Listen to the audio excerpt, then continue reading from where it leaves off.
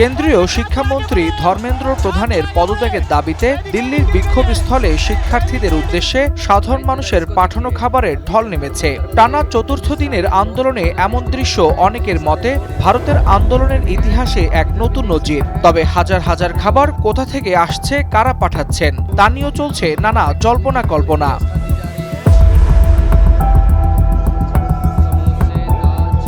দিল্লির যন্তর মন্তরে চলমান শিক্ষার্থী আন্দোলনের সবচেয়ে আলোচিত দৃশ্য এখন এই খাবারের সারি। পিৎজা, বিরিয়ানি, সমোচা, চা, পানির বোতল থেকে শুরু করে ঘরের তৈরি করা খাবার একে একে পৌঁছে যাচ্ছে আন্দোলন স্থলে। খাবারগুলো রাখা হচ্ছে বুফে পদ্ধতিতে। আন্দোলনে থাকা যে কেউ প্রয়োজন অনুযায়ী সেখান থেকে খাবার সংগ্রহ করছেন, আবার সরবরাহকারীরা সেই খাবার সরাসরি পৌঁছে দিচ্ছেন আন্দোলনকারীদের হাতে হাতে। সামাজিক যোগাযোগ মাধ্যমে ছড়িয়ে পড়া ভিডিওতে দেখা যাচ্ছে সারিবদ্ধভাবে রাখা এসব খাবার নিতে ভিড় করছেন আন্দোলনকারী শিক্ষার্থীরা।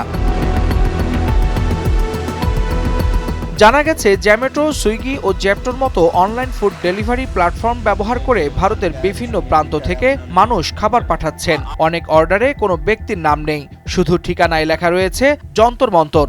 ডেলিভারি কর্মীদের বলা হচ্ছে উপস্থিত যে কোনো আন্দোলনকারীদের হাতে খাবার তুলে দিতে। অনেকেই এই উদ্যোগকে সাধারণ মানুষের স্বতঃস্ফূর্ত সংহতি হিসেবে দেখছেন।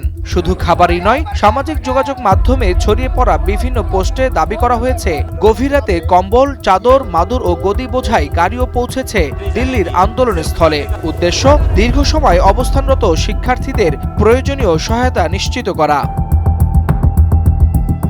তবে এই খাবারের ঢলকে ঘিরে শুরু হয়েছে নতুন বিতর্ক।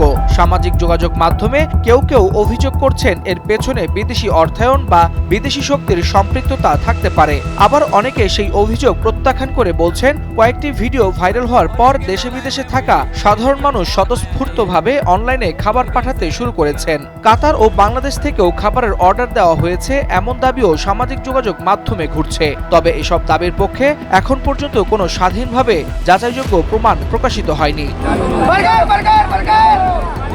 এদিকে আন্দোলন ঘিরে যন্তর মন্তরের নিরাপত্তা আরো জোরদার করেছে দিল্লি পুলিশ। বন্ধ রাখা হয়েছে আশপাশের বেশ কয়েকটি মেট্রো স্টেশন। প্রশ্ন ফাঁসের মামলায় দ্রুত বিচারের জন্য ফাস্ট ট্র্যাক আদালত গঠনের ঘোষণা দিয়েছেন প্রধানমন্ত্রী নরেন্দ্র মোদী। তবে আন্দোলনের নেতৃত্বে থাকা ককরোচ জনতা পার্টি বা সিজেপি বলছে, শুধু এই ঘোষণা নয়, কেন্দ্রীয় শিক্ষামন্ত্রী ধর্মেন্দ্র প্রধানের পদত্যাগ না হওয়া পর্যন্ত তাদের এই আন্দোলন চলমান থাকবে। Waliul Hasnat, Times today.